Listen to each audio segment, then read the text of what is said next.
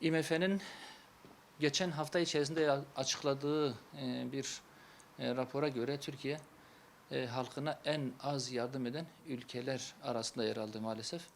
IMF'nin yayınladığı ve dünya çapındaki ülkelerin pandemi destek oranlarını gösteren rapora göre Türkiye, halka yönelik destek harcamaları sıralamasında %1,5 oranla en düşük bantta yer almaktadır. Türkiye'nin yapmış olduğu destek harcamalarının büyük çoğunluğunun şirketlere yönelik olduğu görülmekte ve az gelişmiş ülkelerden dahi daha vahim bir tablo içerisinde yer almaktadır. Pandemi sürecinin dünyadaki ekonomik dengelerini sarstığı bir vakadır. Bu felaketin en az zararla atlatılması, devletin müşfik elinin halka uzanmasıyla ancak mümkün olabilir.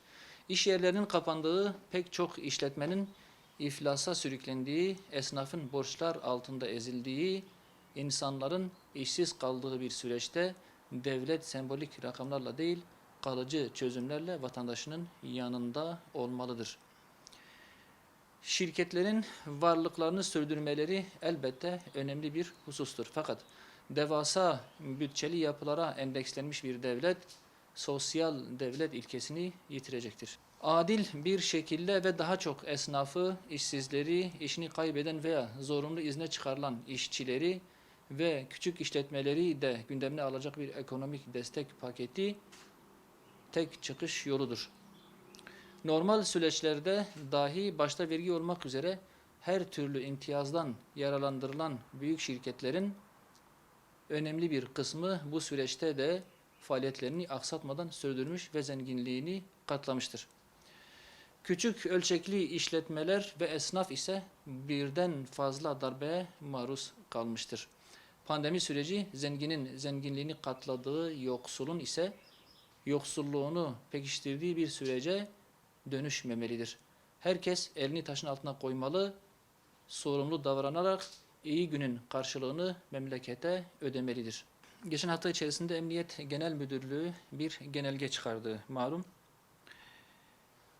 Emniyetin çıkardığı bu genelge ile kolluk personelinin görevlerini ifa ederken ses ve görüntü alınmasına tevessül edenlerin engellenmesi ve şartlar oluştuğunda adli işlem yapmaları gerektiği belirtilmiştir.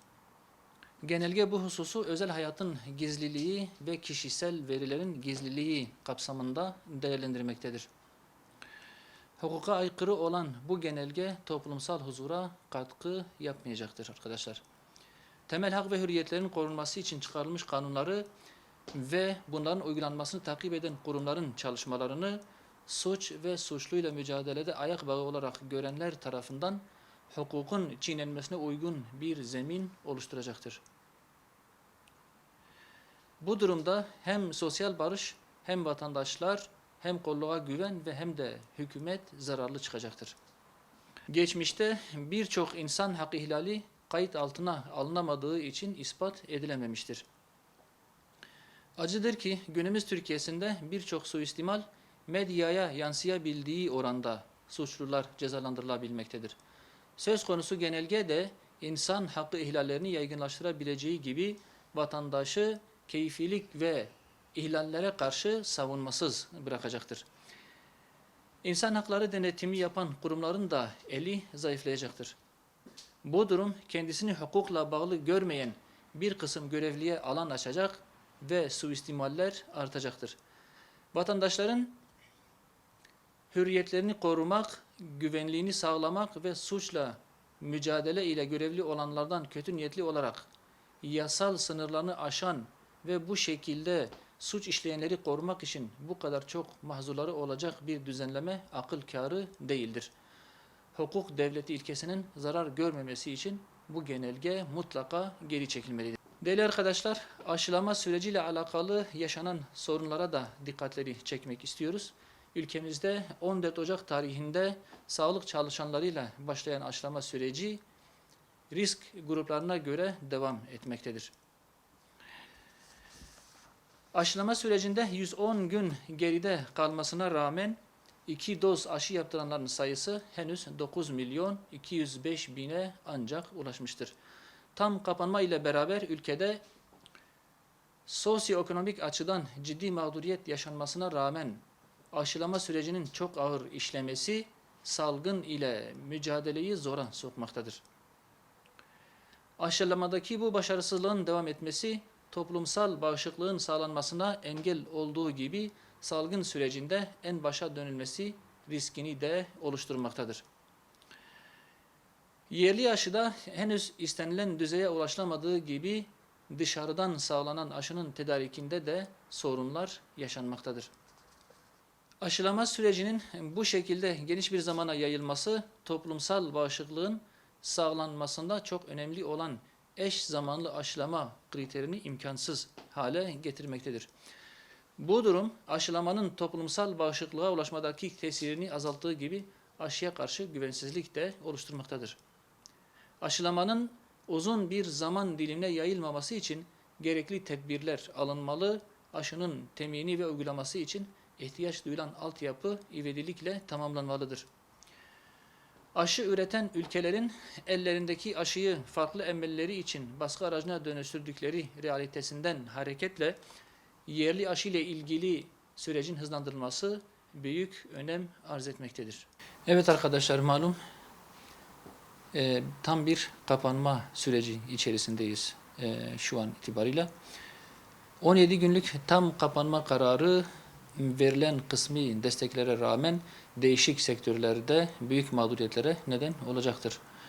Kısa çalışma ödeneği 30 Haziran'a kadar uzatılsa da önceki süreçte başvurusu olmayanların bu haktan yararlanamaması milyonlarca işçiyi bir anda zorunlu ücretsiz izinle karşı karşıya bıraktı. Kapanma süreci için verilen 850 TL'lik nakdi yardım açlık sınırının bile çok altında kaldığı için çalışanlara derman olmayacaktır. En fazla zorluk yaşayacak kesimlerden biri de esnaflardır. Kira, faturalar, vergi ve primler düşünüldüğünde kapanma süreci esnafı hayli zorlayacaktır. Bayram alışverişi hazırlığı kapsamında çeşitli mal ve ürünler alan esnafın bu süreçte aldıkları mallarının ellerinde kalacak olması ödemelerin yapılamayacağı anlamındadır. Bu kapsamdaki çalışan esnaf ve aileleri ile birlikte yaşanacak olan mağduriyetler milyonları etkileyecektir. Öbür taraftan kapanmadan turistler ve turizm sektöründeki işletmelerin kısmi muaf tutulması, yanı başlarındaki küçük esnafın ise yasaklar kapsamında değerlendirilmesi bariz bir adaletsizlik olmasının yanı sıra haklı serzenişlere yol açmaktadır.